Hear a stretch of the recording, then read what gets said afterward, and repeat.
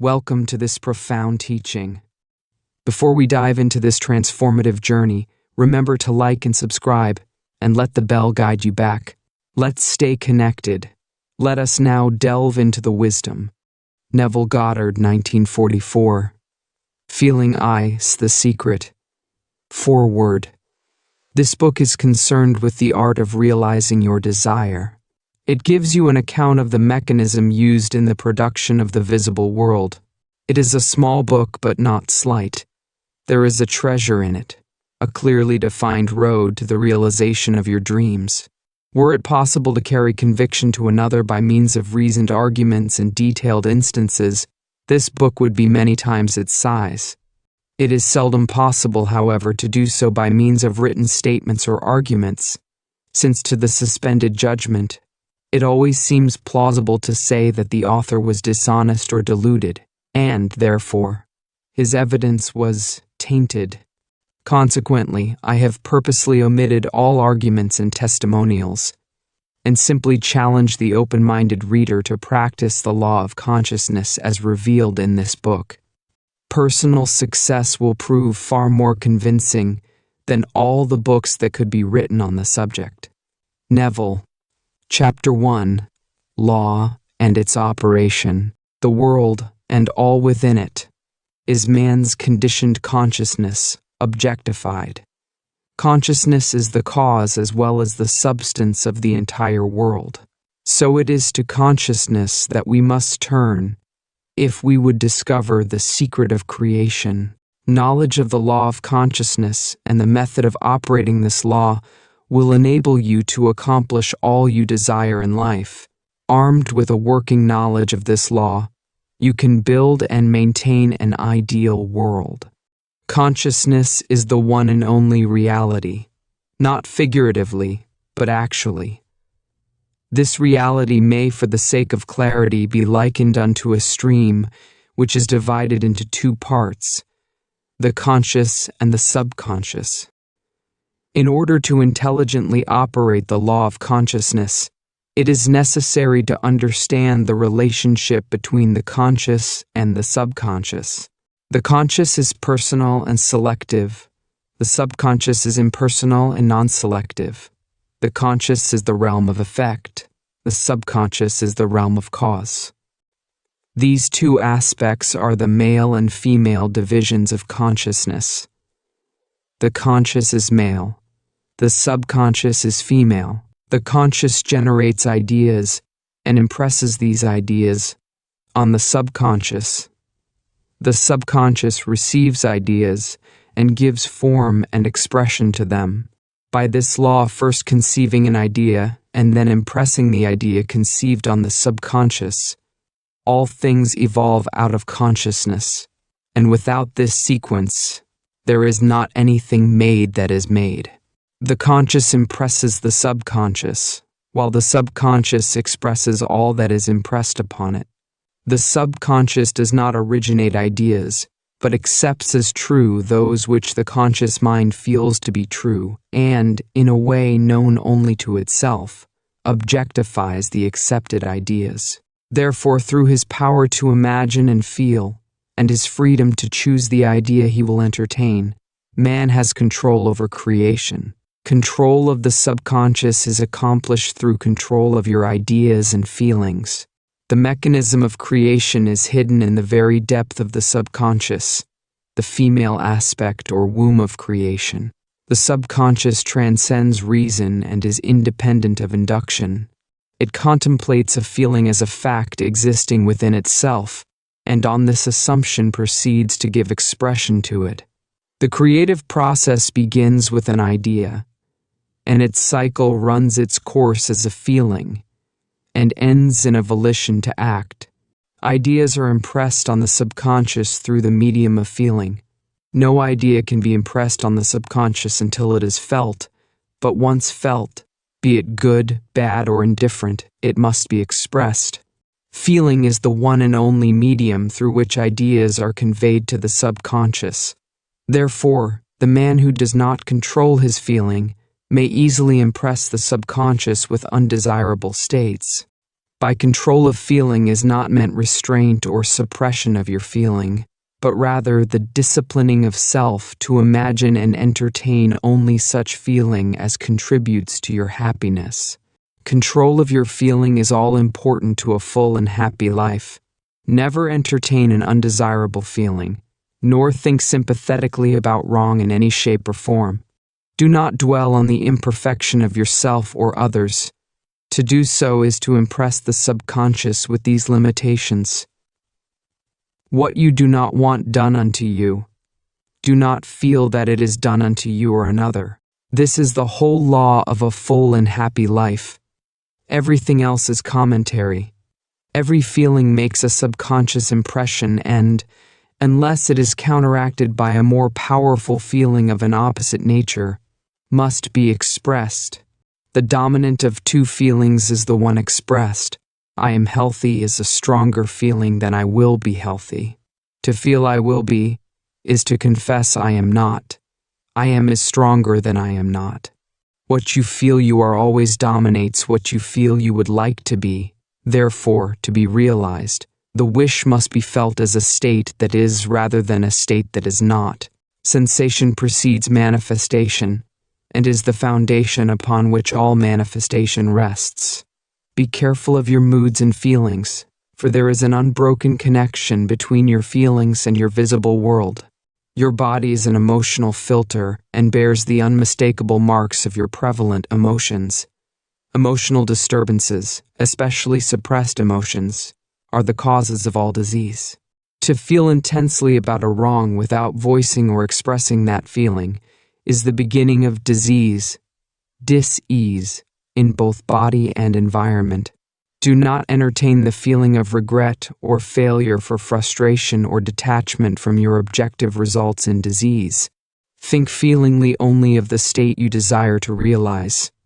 Feeling the reality of the state sought and living and acting on that conviction is the way of all seeming miracles. All changes of expression are brought about through a change of feeling. A change of feeling is a change of destiny. All creation occurs in the domain of the subconscious. What you must acquire, then, is a reflective control of the operation of the subconscious. That is, control of your ideas and feelings. Chance or accident is not responsible for the things that happen to you, nor is predestined fate the author of your fortune or misfortune. Your subconscious impressions determine the conditions of your world. The subconscious is not selective, it is impersonal, and no respecter of persons. Acts 10:34, Romans 2:11.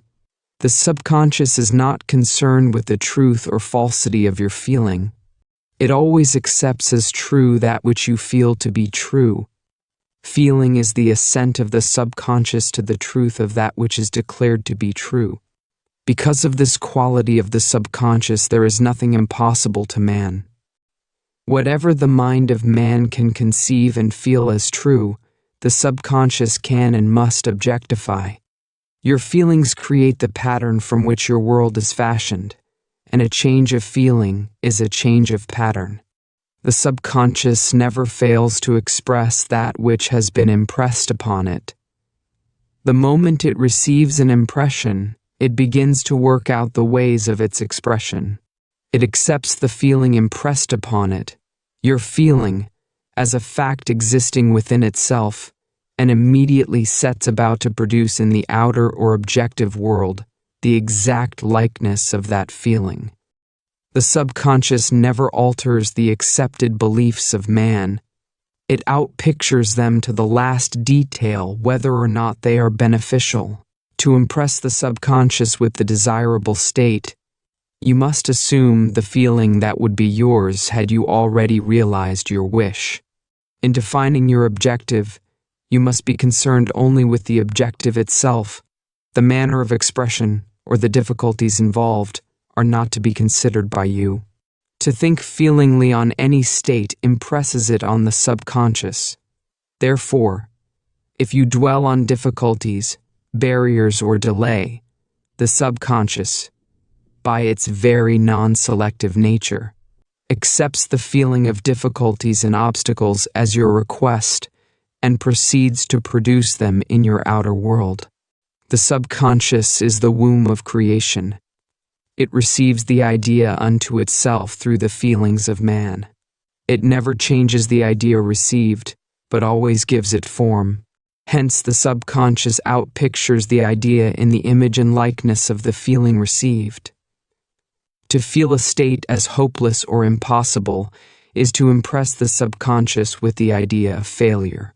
Although the subconscious faithfully serves man, it must not be inferred that the relation is that of a servant to a master as was anciently conceived. The ancient prophets called it the slave and servant of man.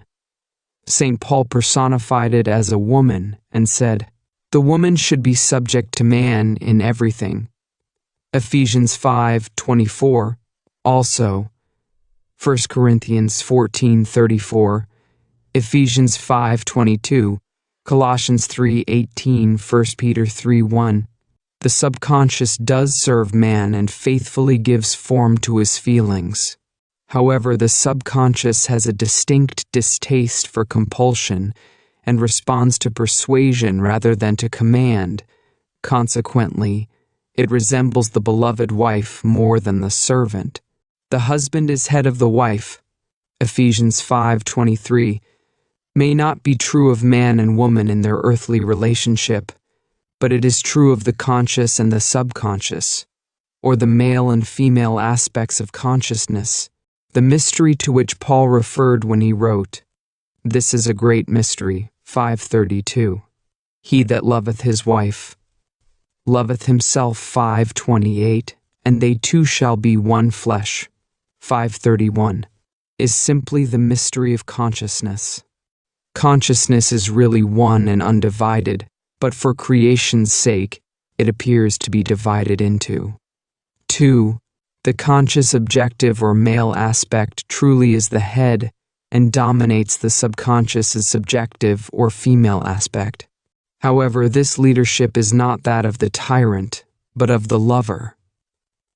So, by assuming the feeling that would be yours were you already in possession of your objective, the subconscious is moved to build the exact likeness of your assumption.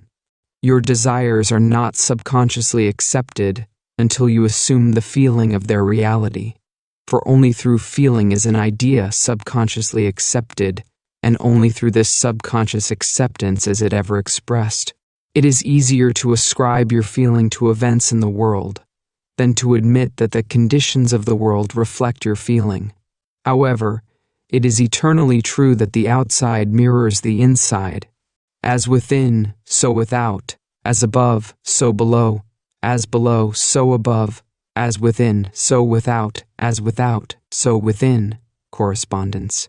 The second of the 7 principles of Hermes Trismegistus.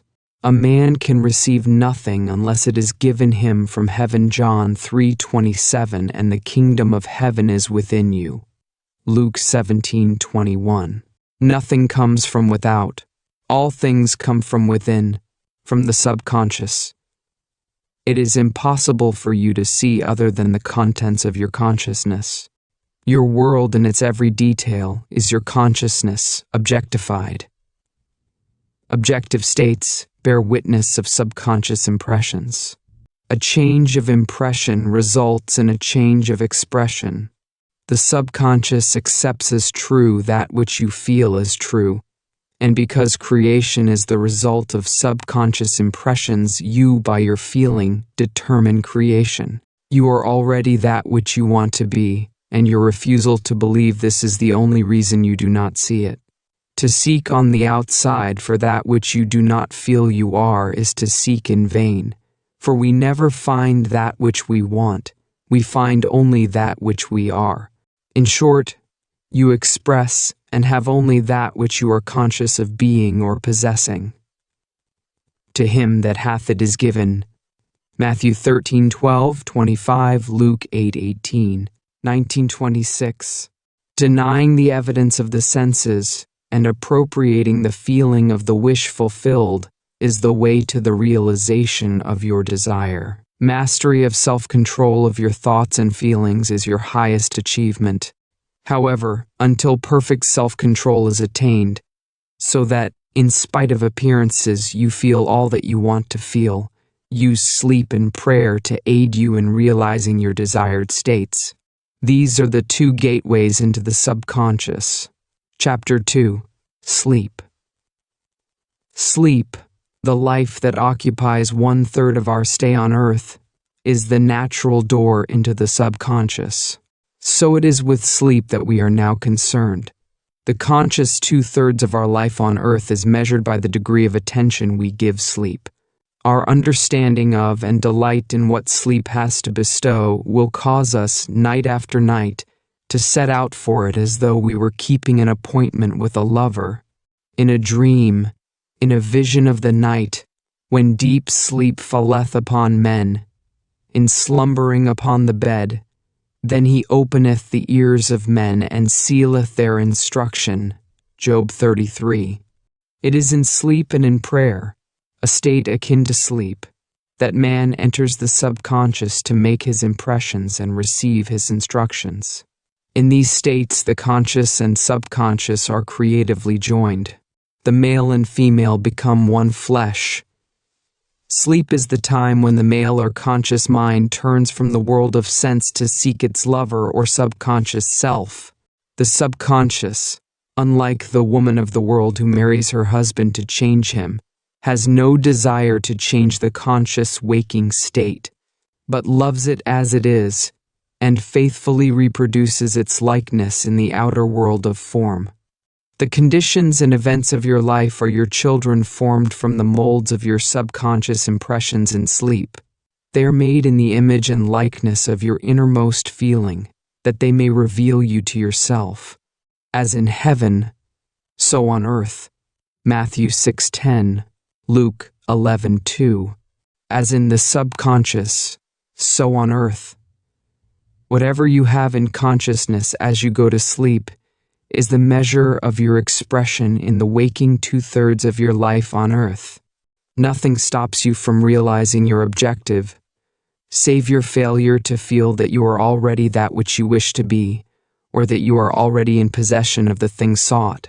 Your subconscious gives form to your desires only when you feel your wish fulfilled. The unconsciousness of sleep is the normal state of the subconscious. Because all things come from within yourself, and your conception of yourself determines that which comes, you should always feel the wish fulfilled before you drop off to sleep. You never draw out of the deep of yourself that which you want. You always draw that which you are. And you are that which you feel yourself to be as well as that which you feel is true of others. To be realized, then, the wish must be resolved into the feeling of being or having or witnessing the state sought. This is accomplished by assuming the feeling of the wish fulfilled. The feeling which comes in response to the question, how would I feel were my wish realized, is the feeling which should monopolize and immobilize your attention as you relax into sleep. You must be in the consciousness of being, or having that which you want to be, or to have before you drop off to sleep. Once asleep, man has no freedom of choice. His entire slumber is dominated by his last waking concept of self. It follows, therefore, that he should always assume the feeling of accomplishment and satisfaction before he retires in sleep. Come before me with singing and thanksgiving. Psalm 95:2. And into his courts with praise. Psalm 104. Your mood prior to sleep defines your state of consciousness as you enter into the presence of your everlasting lover, the subconscious. She sees you exactly as you feel yourself to be. If, as you prepare for sleep, you assume and maintain the consciousness of success by feeling I am successful, you must be successful. Lie flat on your back with your head on a level with your body. Feel as you would were you in possession of your wish, and quietly relax into unconsciousness. He that keepeth Israel shall neither slumber nor sleep. Psalm 1. Nevertheless, he giveth his beloved sleep. Psalm 127:2. The subconscious never sleeps. Sleep is the door through which the conscious, waking mind passes to be creatively joined to the subconscious. Sleep conceals the creative act, while the objective world reveals it. In sleep, man impresses the subconscious with his conception of himself. What more beautiful description of this romance of the conscious and subconscious is there than that told in the Song of Solomon? By night on my bed I sought him whom my soul loveth. 3:1. I found him whom my soul loveth, I held him, and I not let him go, until I had brought him into my mother's house, and into the chamber of her that conceived me. 3:4. Preparing to sleep, you feel yourself into the state of the answered wish, and then relax into unconsciousness. Your realized wish is he whom you seek. By night on your bed, you seek the feeling of the wish fulfilled that you may take it with you into the chamber of her that conceived you, into sleep or the subconscious which gave you form, that this wish also may be given expression. This is the way to discover and conduct your wishes into the subconscious. Feel yourself in the state of the realized wish and quietly drop off to sleep. Night after night, you should assume the feeling of being, having and witnessing that which you seek to be, possess and see manifested. Never go to sleep feeling discouraged or dissatisfied. Never sleep in the consciousness of failure. Your subconscious, whose natural state is sleep, sees you as you believe yourself to be, and whether it be good, bad, or indifferent. The subconscious will faithfully embody your belief. As you feel, so do you impress her. And she, the perfect lover, gives form to these impressions and outpictures them as the children of her beloved. Thou art all fair, my love. There is no spot in thee. Song of Solomon 4:7 is the attitude of mind to adopt before dropping off to sleep. Disregard appearances and feel that things are as you wish them to be. For he calleth things that are not seen as though they were, and the unseen becomes seen, approx. Romans 4:17. To assume the feeling of satisfaction is to call conditions into being which will mirror satisfaction. Signs follow, they do not precede. Proof that you are will follow the consciousness that you are, it will not precede it.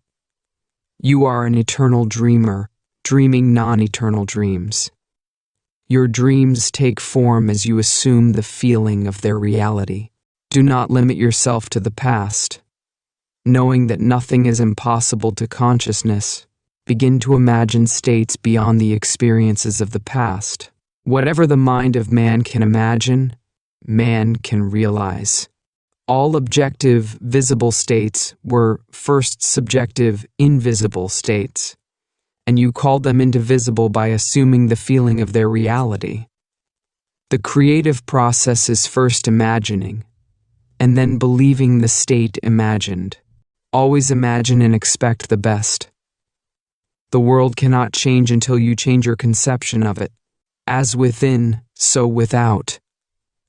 Nations, as well as people, are only what you believe them to be. No matter what the problem is, no matter where it is, no matter whom it concerns, you have no one to change but yourself, and you have neither opponent nor helper in bringing about the change within yourself. You have nothing to do but convince yourself of the truth of that which you desire to see manifested. As soon as you succeed in convincing yourself of the reality of the state sought, results follow to confirm your fixed belief. You never suggest to another the state which you desire to see him express. Instead, you convince yourself that he is already that which you desire him to be. Realization of your wish is accomplished by assuming the feeling of the wish fulfilled.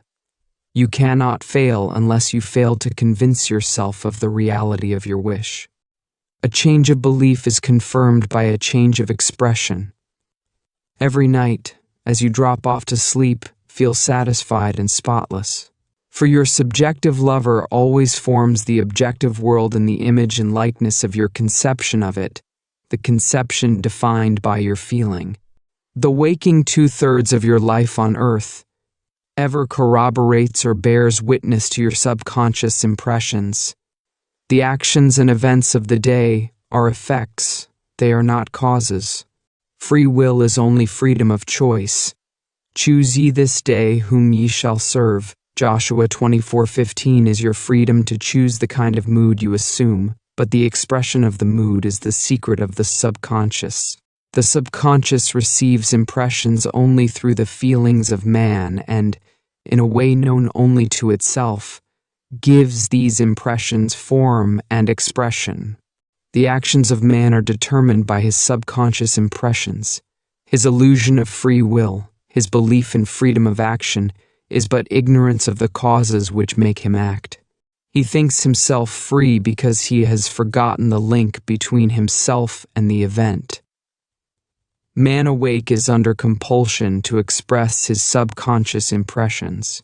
If in the past he unwisely impressed himself, then let him begin to change his thought and feeling, for only as he does so will he change his world. Do not waste one moment in regret, for to think feelingly of the mistakes of the past is to reinfect yourself. Let the dead bury the dead. Matthew 8:22, Luke 9:60. Turn from appearances and assume the feeling that would be yours were you already the one you wish to be. Feeling a state produces that state. The part you play on the world stage is determined by your conception of yourself. By feeling your wish fulfilled and quietly relaxing into sleep, you cast yourself in a star role to be played on earth tomorrow, and, while asleep, you are rehearsed and instructed in your part. The acceptance of the end automatically wills the means of realization. Make no mistake about this. If, as you prepare for sleep, you do not consciously feel yourself into the state of the answered wish, then you will take with you into the chamber of her who conceived you the sum total of the reactions and feelings of the waking day, and while asleep, you will be instructed in the manner in which they will be expressed tomorrow. You will rise believing that you are a free agent, not realizing that every action and event of the day is predetermined by your concept of self as you fell asleep. Your only freedom, then, is your freedom of reaction. You are free to choose how you feel and react to the day's drama, but the drama, the actions, events, and circumstances of the day have already been determined.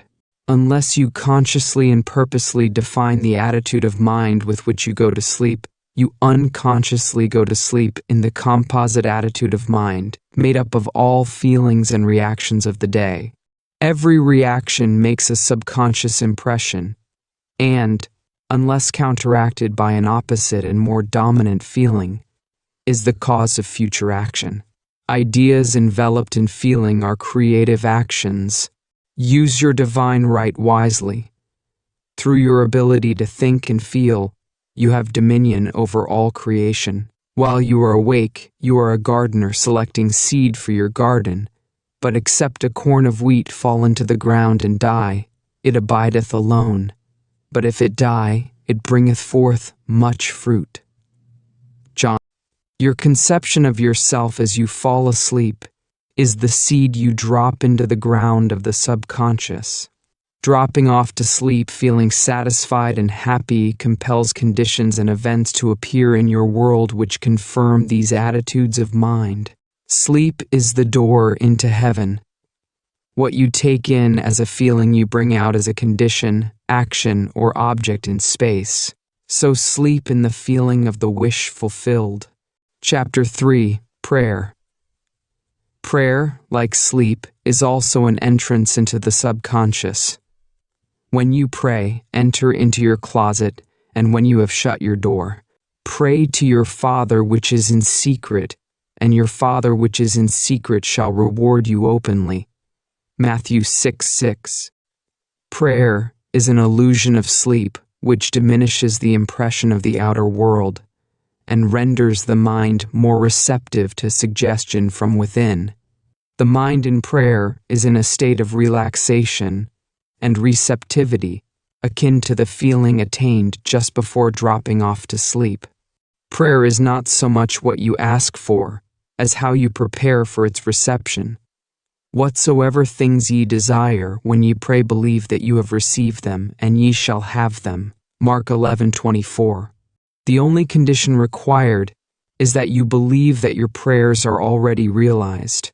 Your prayer must be answered if you assume the feeling that would be yours were you already in possession of your objective. The moment you accept the wish as an accomplished fact, the subconscious finds means for its realization. To pray successfully, then, you must yield to the wish, that is, feel the wish fulfilled.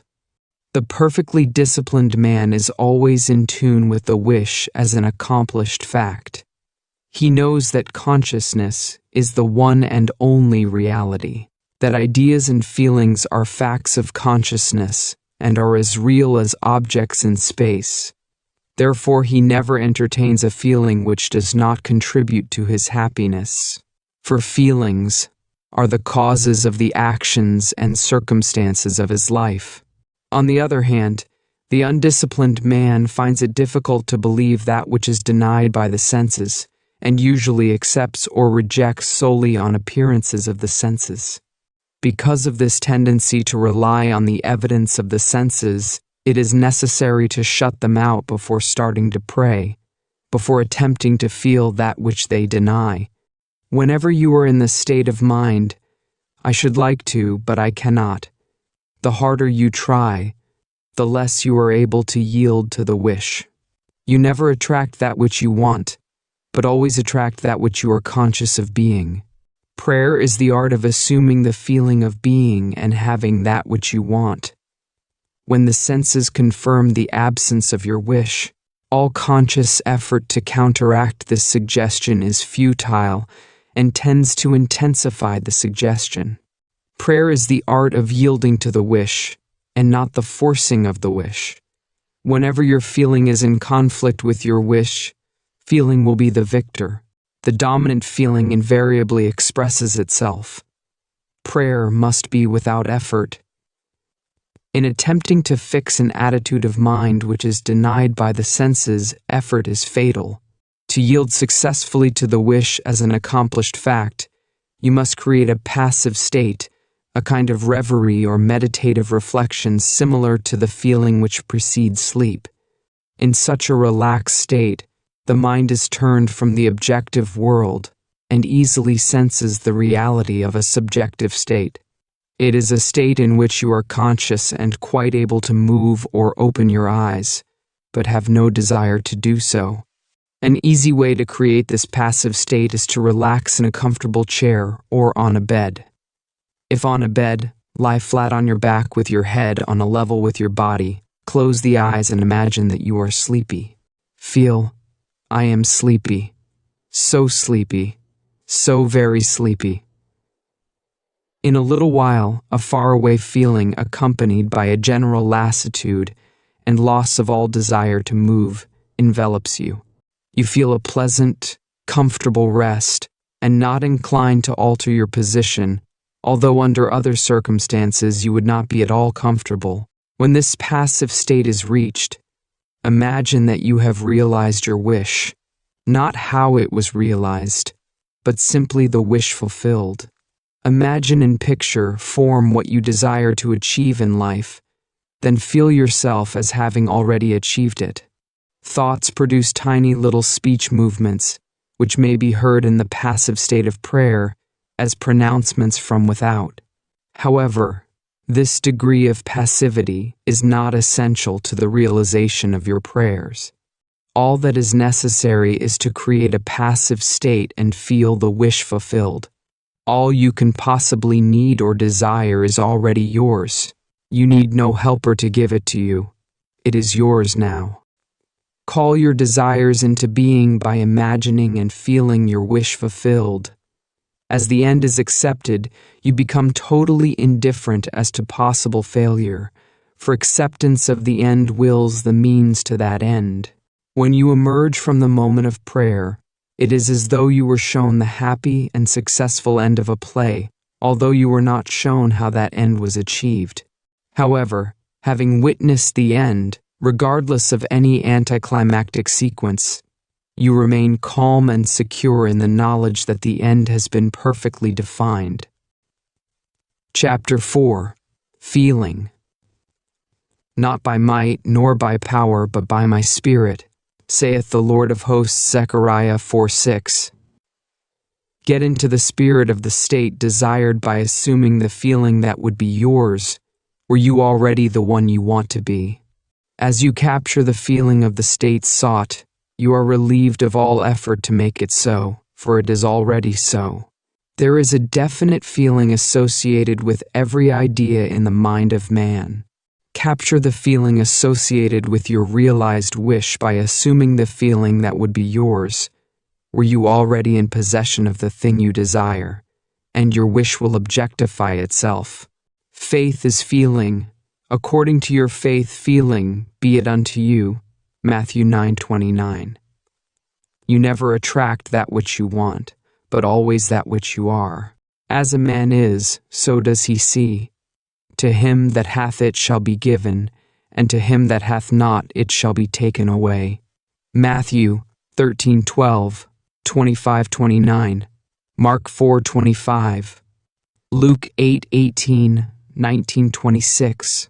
That which you feel yourself to be, you are, and you are given that which you are. So assume the feeling that would be yours, were you already in possession of your wish, and your wish must be realized. So God created man in his own image. In the image of God created he him. Genesis 1:27.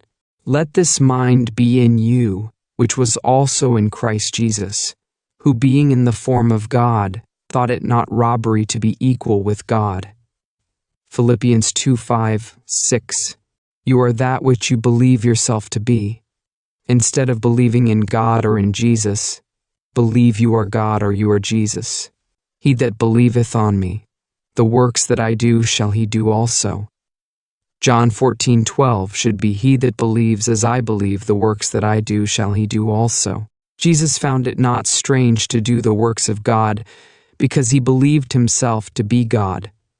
I and my Father are one. John 10:30. It is natural to do the works of the one you believe yourself to be. So live in the feeling of being the one you want to be, and that you shall be. When a man believes in the value of the advice given him and applies it, he establishes within himself the reality of success. The end. Thank you for watching. If you liked the video, please hit the like button, subscribe, and share with your loved ones.